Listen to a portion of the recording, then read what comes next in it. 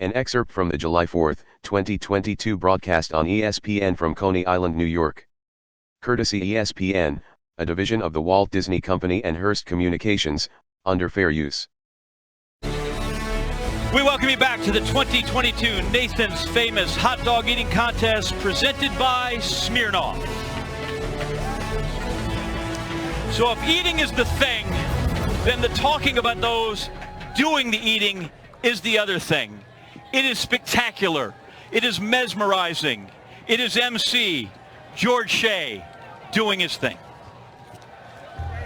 Folks, it is time. It is time. Are you ready to sip from the volcano, to ride the tornado, to make love to the dragon? Are you ready?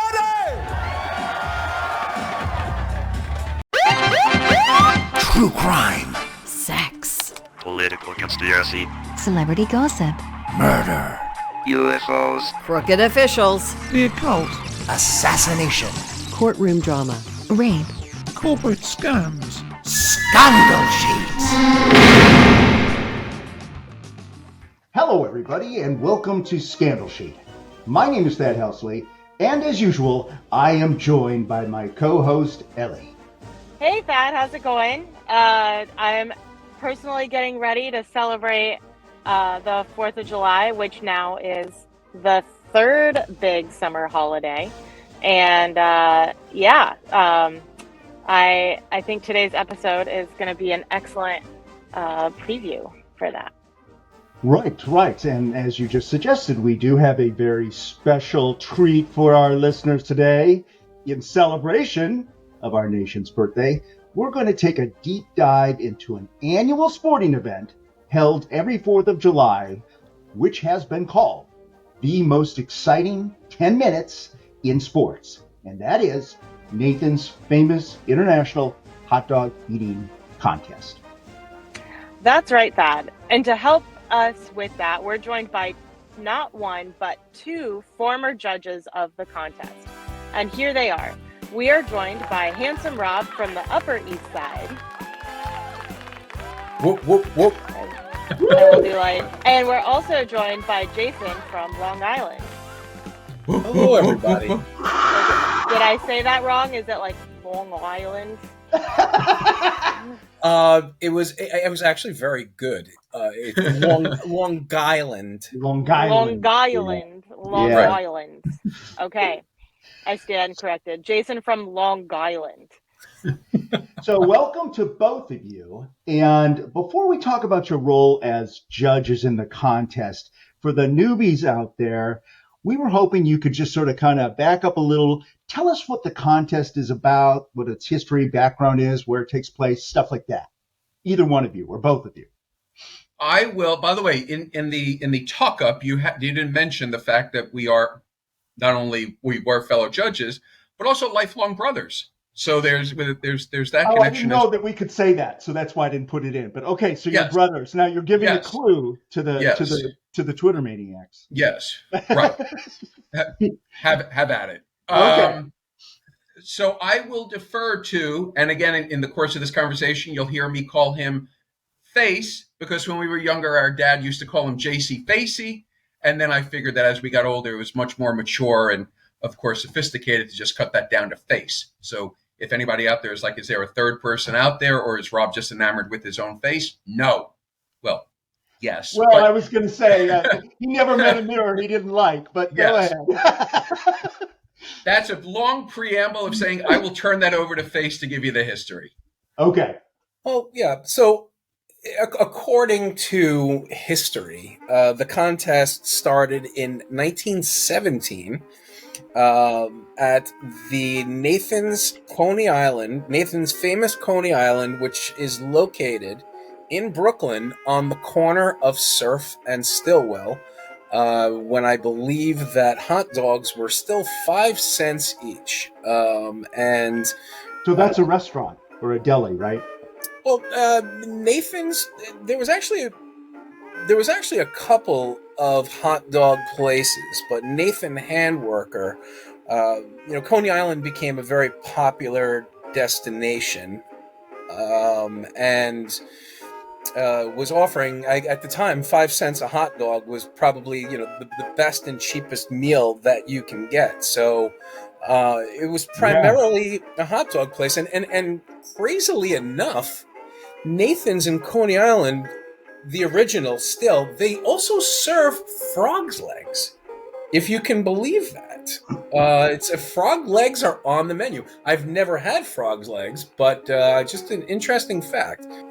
Yeah, we had frog's legs in the Midwest, and they were usually deep fried in batter, So, yeah, I mean, you'd always see them at a fair, at a county fair or something like that. Yeah, and I think that's really interesting because you think of, like the hot dog as this like all-American food, but you don't think of frog legs as an all-American food. So maybe we should open up the conversation to serving frog legs at baseball games. Yeah.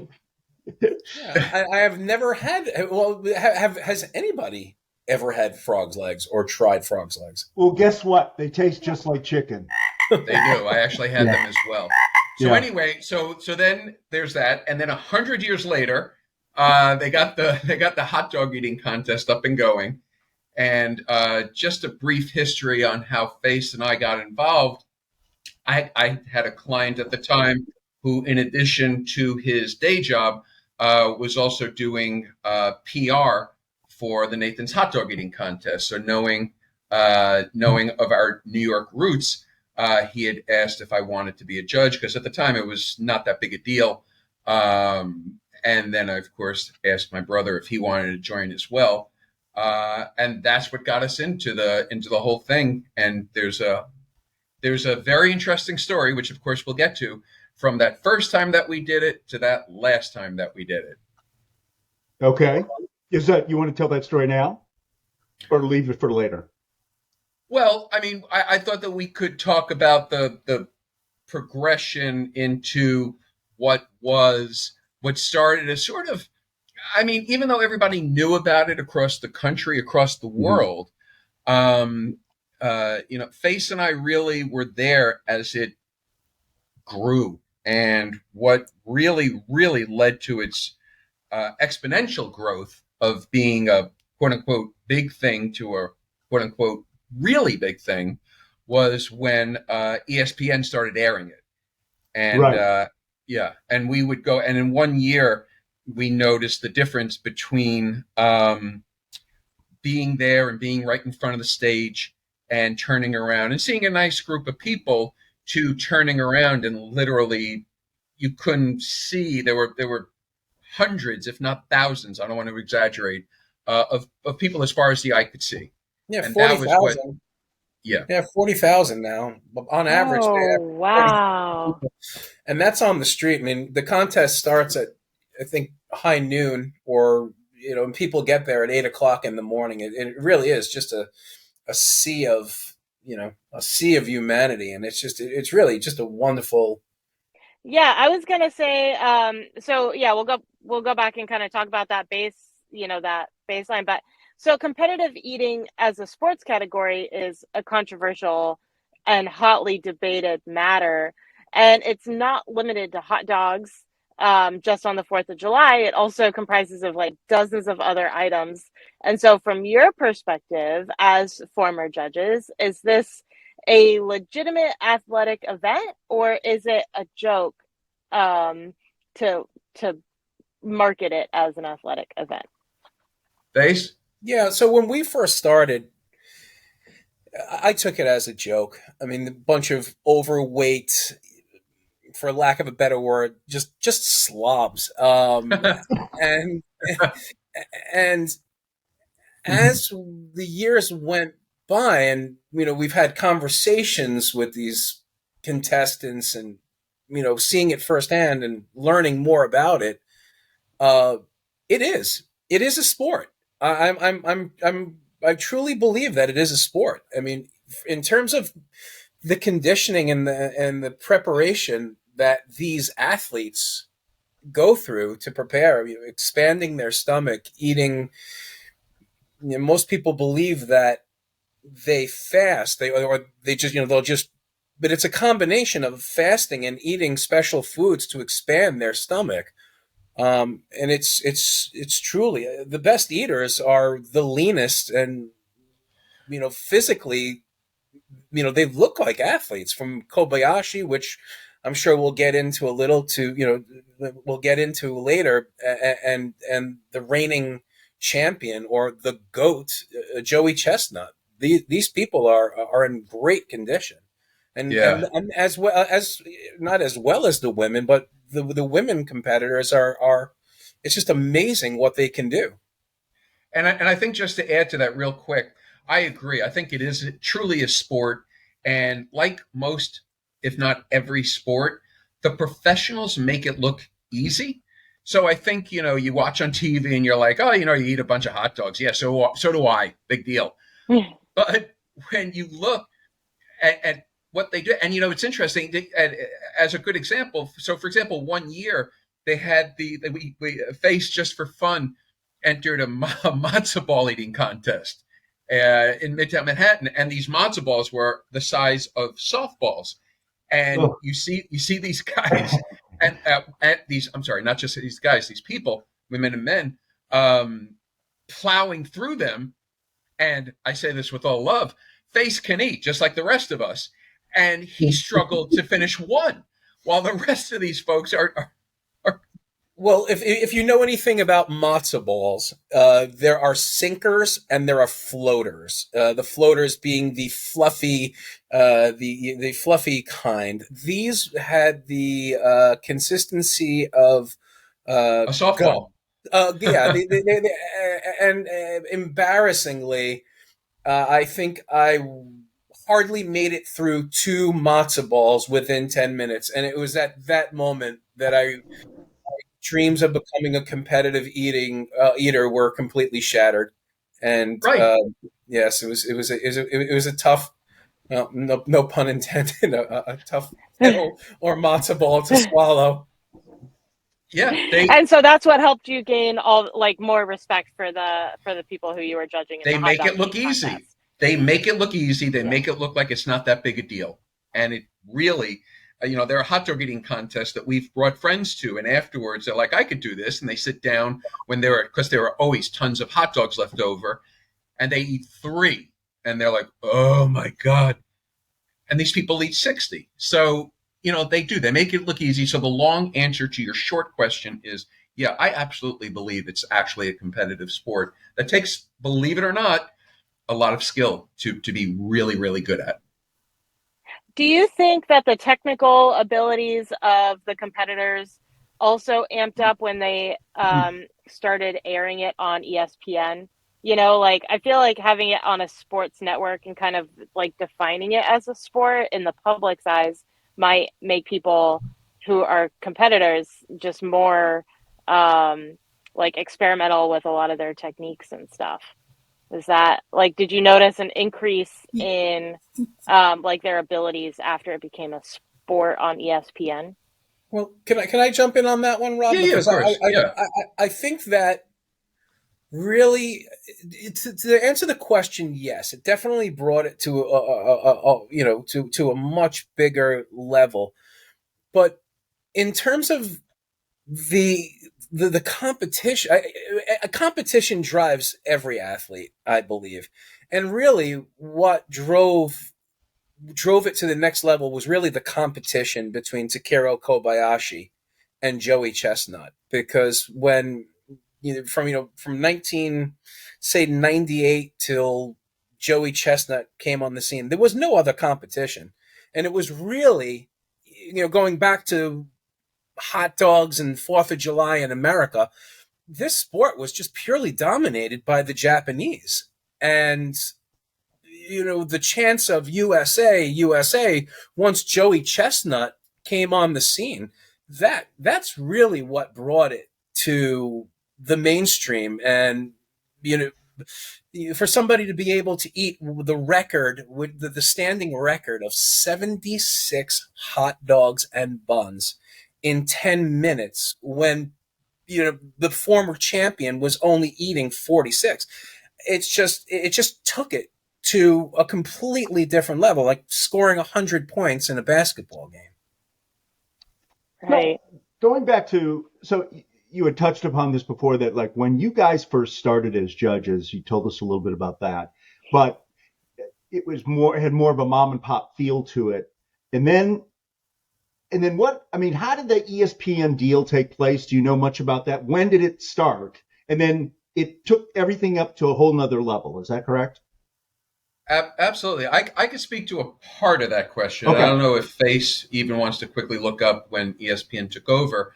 But what I found that was when we were originally judging, especially they were, you had the big stars, and then you had the majority who weren't. So you had the people who would win, who would eat 60 or 70 and something in that range. And then you had a bunch of, no disrespect to anybody, also rans who ate about 15 to 20 to 25. And what would happen is that we would judge them usually because they wanted. Yeah, primarily based on the fact that us two brothers, we're not very good at counting. Yeah. But you went to public school. But yes.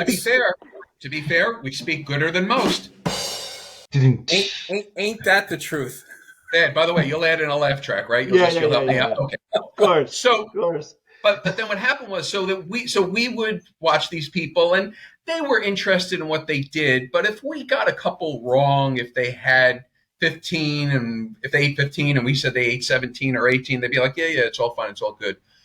But when ESPN kicked in, and then shortly thereafter, if not at the same time, gambling kicked in, where it became legal to bet on it. Then there came a level of seriousness about it, where if you made a mistake on one hot dog, you could be talking about thousands of dollars that you're costing somebody.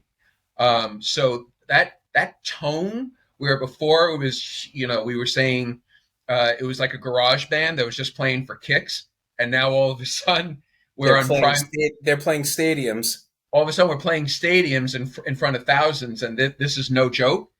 That was the switch.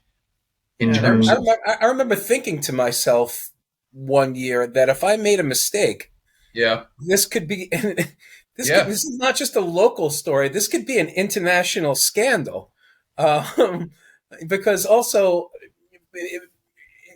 I think that in terms of the under-over, they also take into consideration the total amount of hot dogs that were eaten by all the contestants, not just individual under-overs. So, a half a hot dog would make a difference.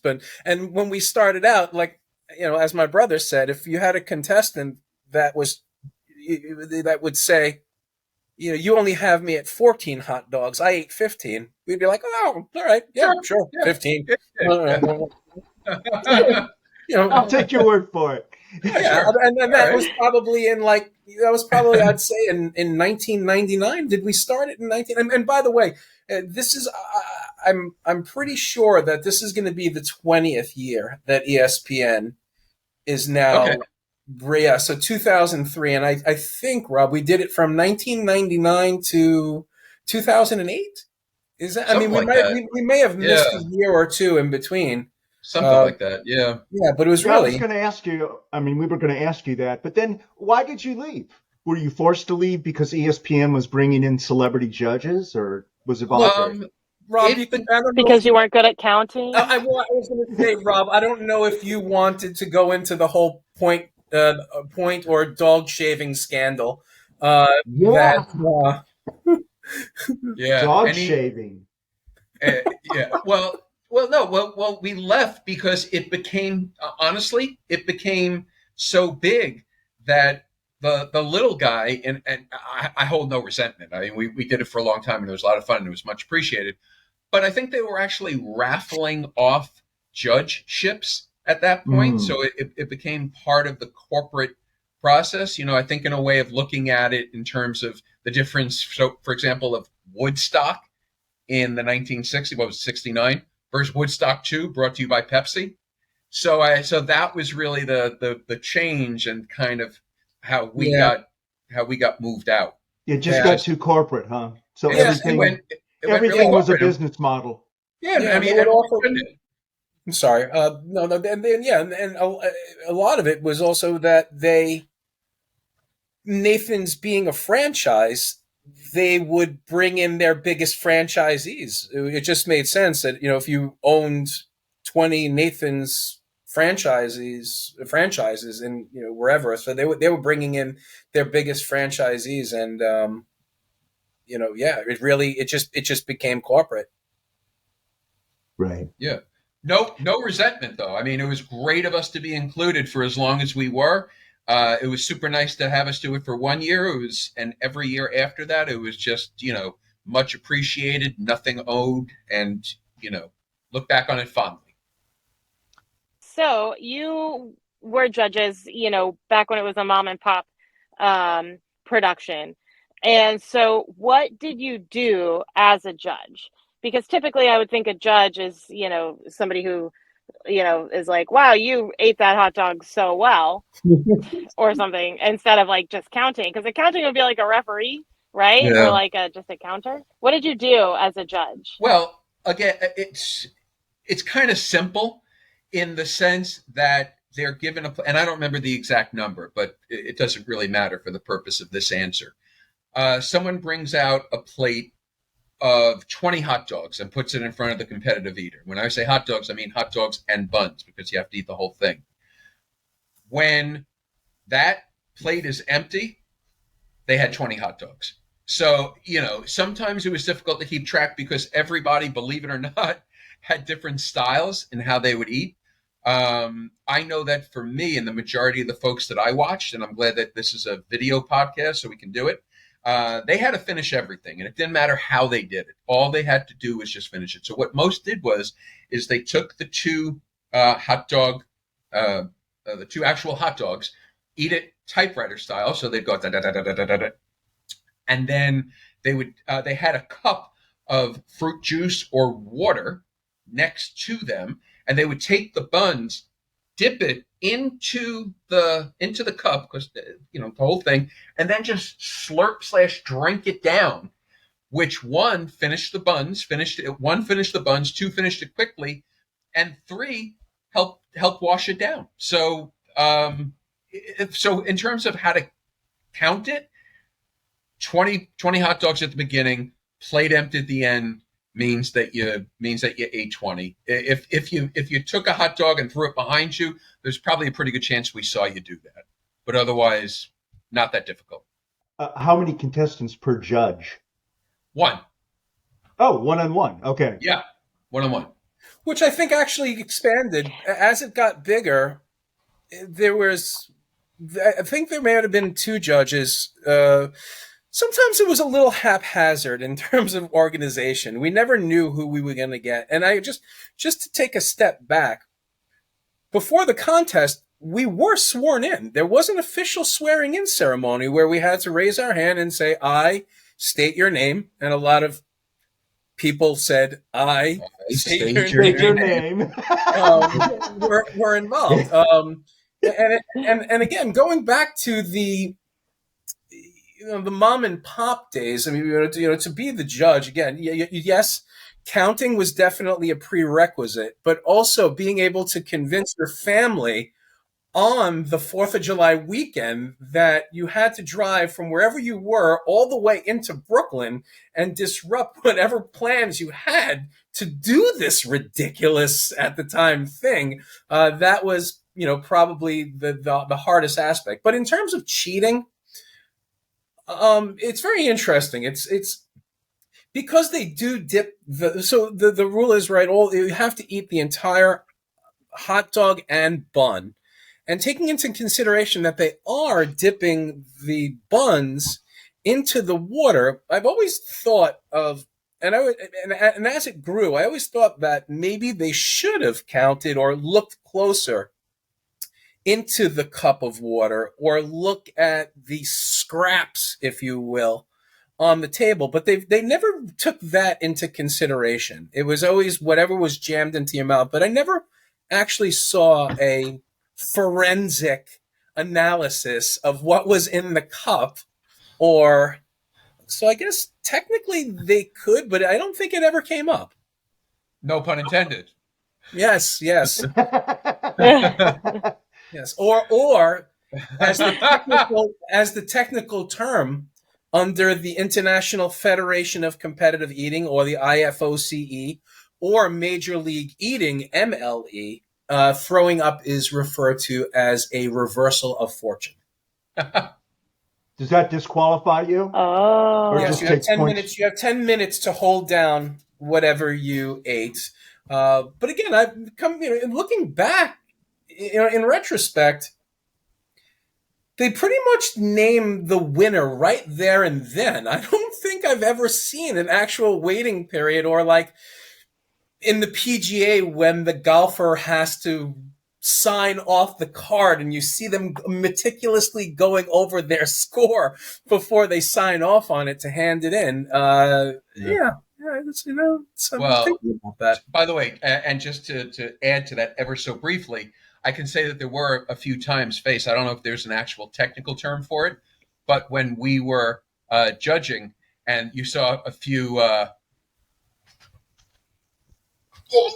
Gags. Yeah. a gag, yeah, and then you would, of course, you'd be very close to the stage, and all of a sudden, Well, from what I remember, And everybody backs up. everybody, Yeah, you exit Yeah. the splash zone. but from what I Yeah. remember over the years, you were the one that was making that face, and you weren't even in the competition, Rob. No, I wasn't. Dad, you can edit that, right? Do I have to? I don't know. Ellie, you had another question, right, when I interrupted you first? Well, I was going to ask about the cheating, Oh, okay. and then are there other ways to cheat? But I guess if that's the only way to cheat, then Yeah, all I can then add on we to can that move on. also then is, again, I feel like there's pre ESPN gambling and post ESPN gambling. Like Faye said, there were times where when we went, we didn't know what eater we were going to get, and I got to be honest, I was really nervous that I was going to get one of the top guys. I really, really was. Face, I don't think we ever even discussed that, but when they gave me one of the people that are expected to eat 12 or 14, I was. Yeah, no, the pressure, the pressure became real. The pressure was real. The pressure was real. I mean, there were thousands of people behind you. I mean, pretend you go to Yankee Stadium. I'm sorry, Shea Stadium, the Citi Field, and you turn around and you see thousands of people.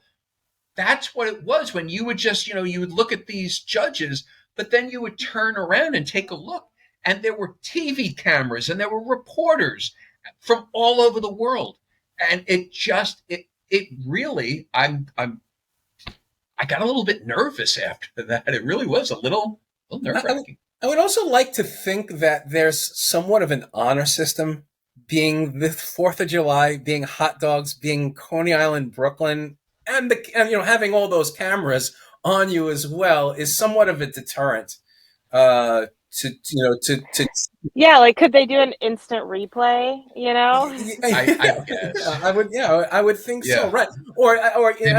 Or maybe there would be a magician that was palming, hot dogs, or Right. Or we could do. There could be a spin-off, Law and Order Coney Island, where where they just right, do a forensics test. Yeah, Well, what's the relationship? So when I watched on ESPN, I can see those judges with the referee shirts on in front of the stage. Behind each contestant is a girl with a sign, and she's flipping the numbers as they go. Are you connected with them, or do you guys ever get out of sync? How does that work? No, and I think, Face, keep me honest, but I think that was only with, again, like the top 3. It's not everybody. Okay. No, I think it's just the ones that people are really there to see.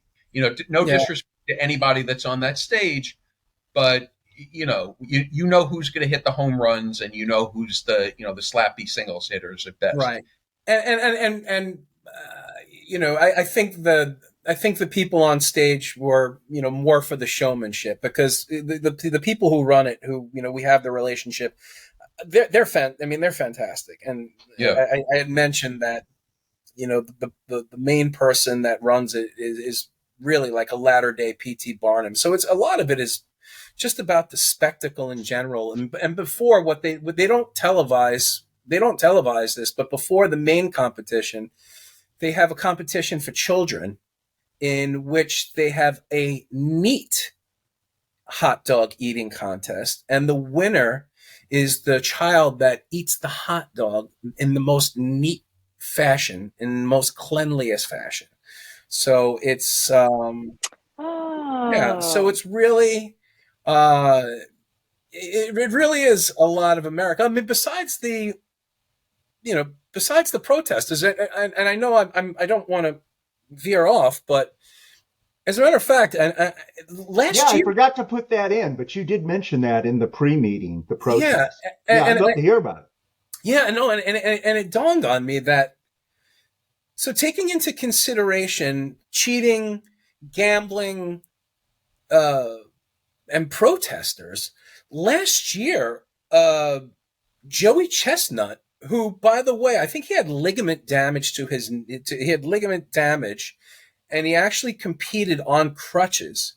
Somebody stormed the stage. A protester stormed the stage. Right. Joey Chestnut put the person was protesting Nathan's pork distributor, and Joey Chestnut put the protester in a headlock in the middle of the competition. And Wow. the two gambling companies at the time, which I think was DraftKings, and I can't think of the other. I'm not promoting gambling or any competitions. They actually offered refunds to everybody that bet on the under over because of the protester interrupting the contest, because of their protests over meat, which So is it hurt. very un-American. It hurt Joey's numbers by having to take the time to do that, right? Yeah. Oh, absolutely. Yeah, I think last year his under over, it was either 72 and a half or 74. It was 74 and a half, and he only ate 63. Now keep in mind he was injured, and he put a protester in a headlock, Right. which again lends itself to the beauty and pageantry and freakishness of the Nathan's 4th of July eating contest. Wow. Ellen, Wow. So then so did he so then when Joey Chestnut didn't eat as many hot dogs, I mean, did he still win, or did By I mean, far. he Yeah, obviously, by far. I mean, when I really? say he's the GOAT, there's just nobody that can touch him, and it's not just in terms of eating hot dogs. He is the Wayne Gretzky, Michael Jordan, Tom Brady wrapped into an eater. In my opinion, there will be nobody that can come close to what Joey Chestnut has done for the sport of competitive eating. now before Joey Chestnut, there was Takeru Kobayashi. Did I get that right? He was sort of the phenom. Takeru. Takeru, yeah. So tell us a little bit about him and why did he get out of it and Joey took over? Is it just age? No, actually, it was a contractual issue. Um, because if you were signed as an eater, well, it's funny because it somewhat parallels the PGA and Live, in the Oh, sense wow. that, yeah, in the sense that if you were signed to the IFOCE, you were pretty much locked into the circuit of what that organization allowed you to compete in, which I think was the Wing Bowl in Philadelphia and the other competitive eating competitions. And keep in mind, You had to be exclusive, in other words. You yeah, had to only absolutely, work at yeah, their sanctioned events. Okay. yeah, and in terms of compensation, there was really nothing going back to 1998 or 1999, what you won was the mustard yellow belt. I mean, since there, there's real money in terms of sponsorship now, but Kobayashi was a hero in Japan and wanted to compete in other competitions and wasn't allowed to do so. And as a matter of fact, when they had this contract dispute, I forgot what year, but Kobayashi actually showed up at the competition in the audience, tried to storm the stage, Oh, I and remember was that. Yeah. subsequently arrested Nice. by the New York, the New York Police Department. New York And, Stock and yeah, yeah. So no, the competition ended because, well, he slowed down. I think there was a point where he realized that there was no way he was just gonna. He just wasn't competitive enough anymore to Joey Chestnut. Like nobody has been able to be. Gotcha. Then let me include a quick story Please. about how, because Face and I were actually talking about this offline. But and thankfully it's been a little while, but when I was looking for a job and I would submit my resume, you have your experience, blah, blah, blah, blah, blah. Then you have that last paragraph where you put, interests, hobbies. I put Nathan's hot dog eating contest judge on my resume. I am not exaggerating that every single interview, every single person wanted to ask or talk about or discuss that experience being a hot dog. I mean, I could have put I was the head of brain surgery at Sloan Kettering, and they would have said to me, "You're a judge." You're a Nathan's judge? Let's make him an SVP.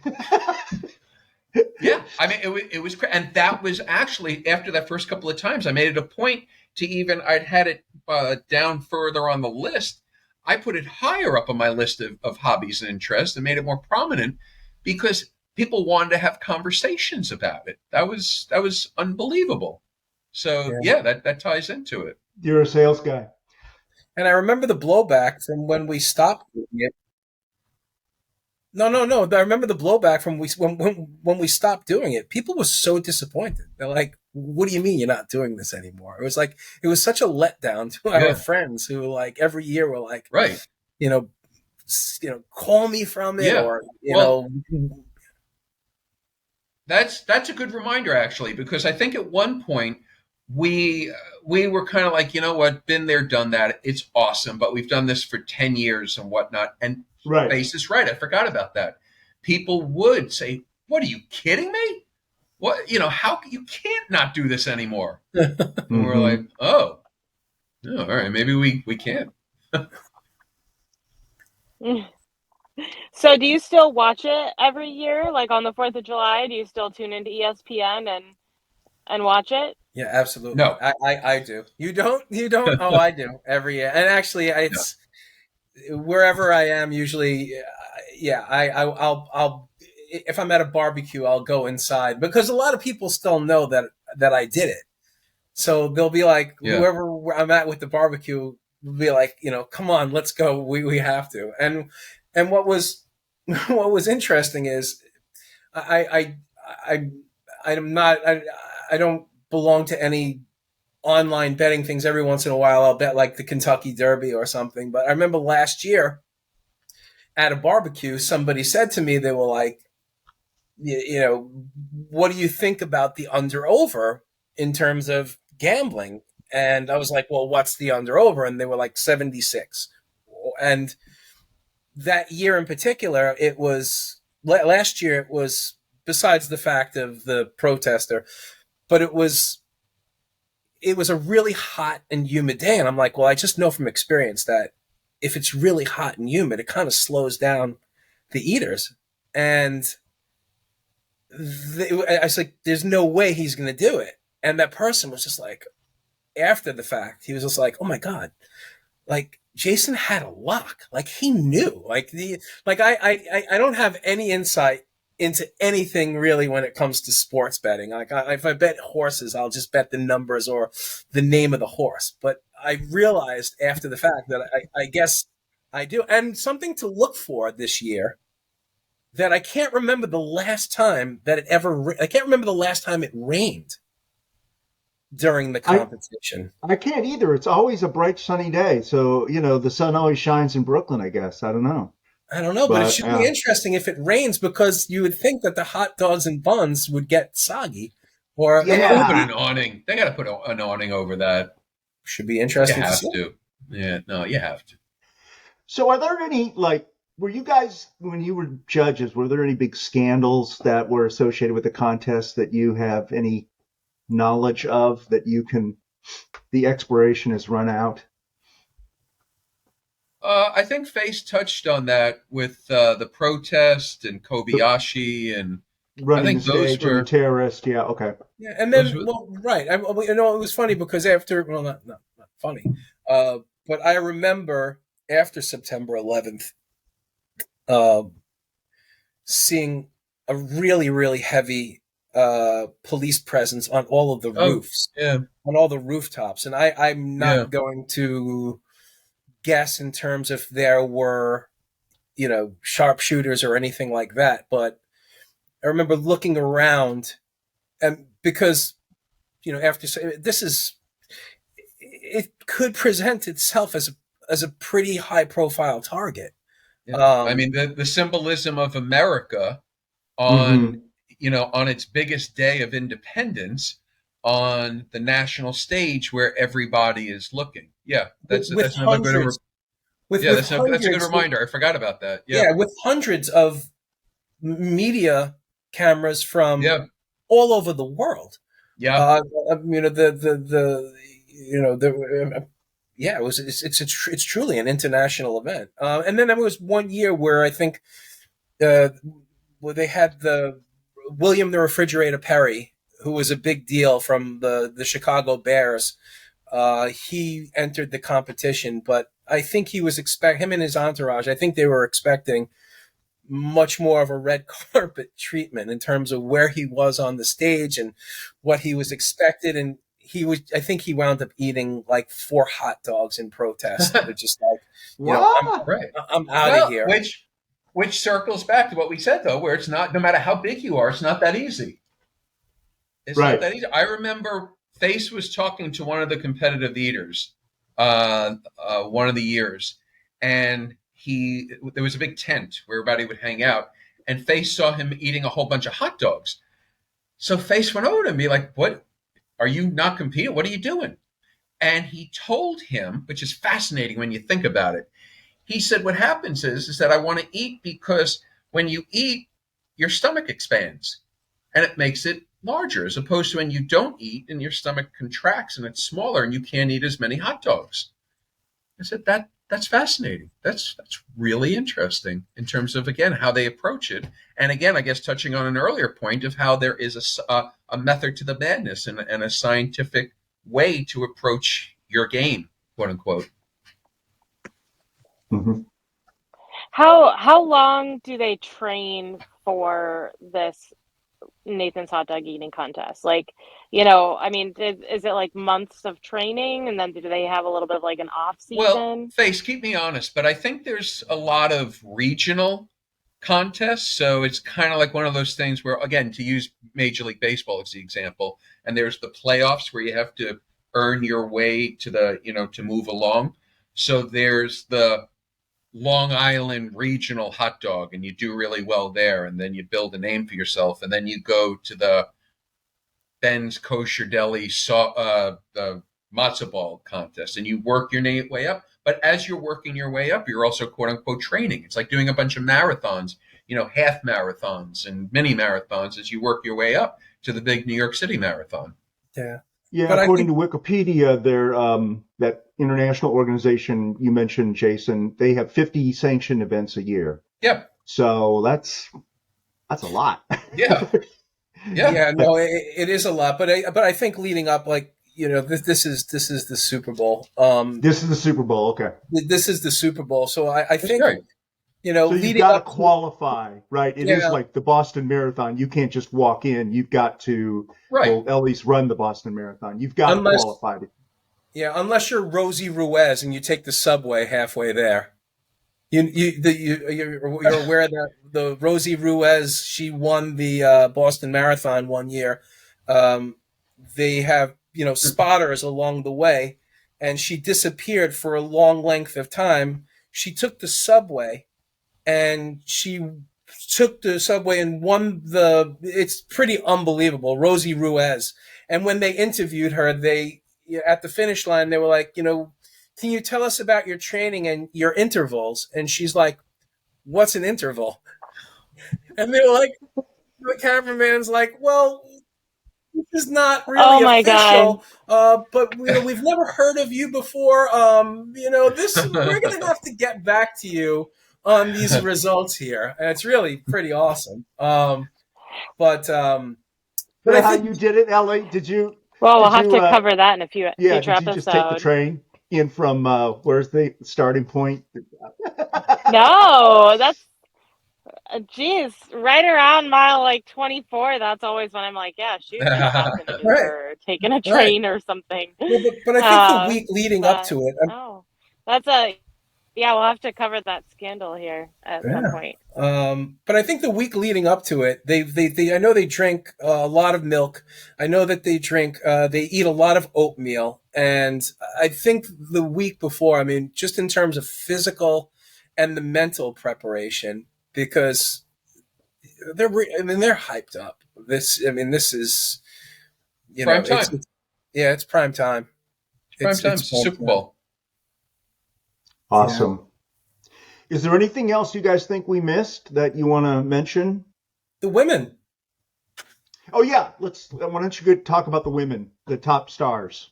Yeah, no, it's amazing. For a while you had Sonia the Black Widow Thomas, who was the reigning champion, who, again, speaking of physical characteristics, just, thin and athletic. And the reigning champion, Miki Sudo.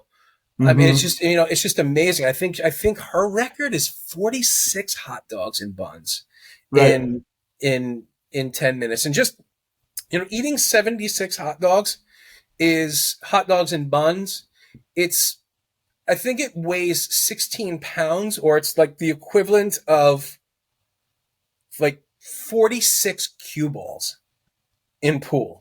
So just think about, just the amount of food that's going in. But as a matter of fact, I think in terms of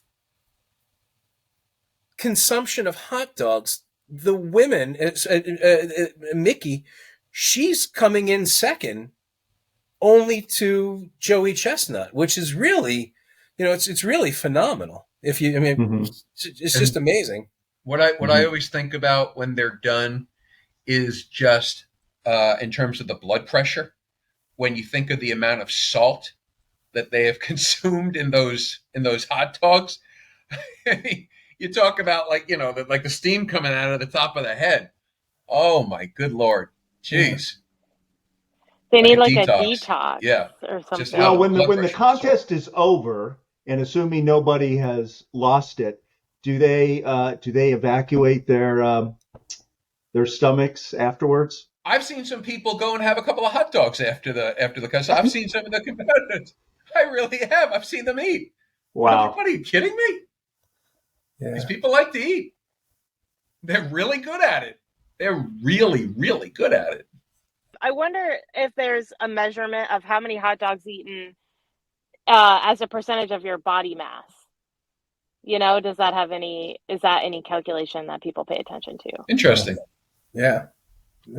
Well, yeah, Joey Chestnut is over 6 feet. He is a bigger guy, but like you were talking about the girls. And then one year, Joey Chestnut's unbroken record, he was beat by this very petite man, Matt Stoney. Right. Who beat him. It was like 2015 or something like that. But, and it was like, I couldn't believe it. I mean, because the guy was like 5'4" or something like that. Yeah, that's it's funny because and now that you mention it, I think Chestnut at the time was going for his 9th consecutive victory, and I have to go and look back at that because I still find it remarkable that somebody beat him. That's right. Yeah. And then what happened to Matt Stoney? Did he ever come back? I mean, is he still there was that just a one night stand for him? I don't know if that was during the steroid era.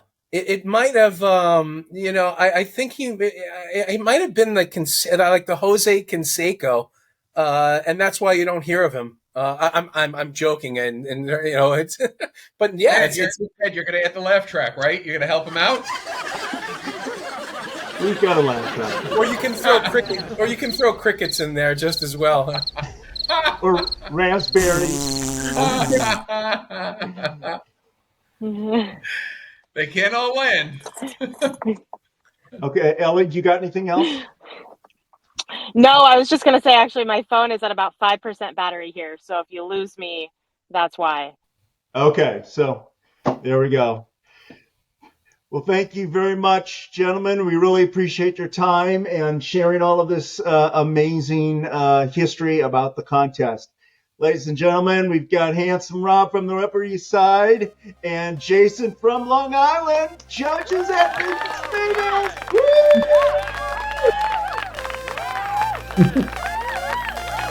Thanks, everyone. We hope you'll follow or subscribe to Scandal Sheet on your favorite pod platform. And share it with all your friends. We'd also love it if you'd leave us a shameless, over-the-top rave review on Apple Podcasts especially. That helps us build audience. Also, we want to hear from you!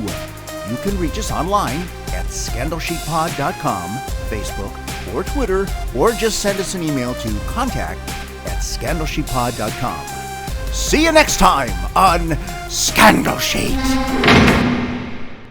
Copyright 2023, Thad Helsley Media LLC. All rights reserved.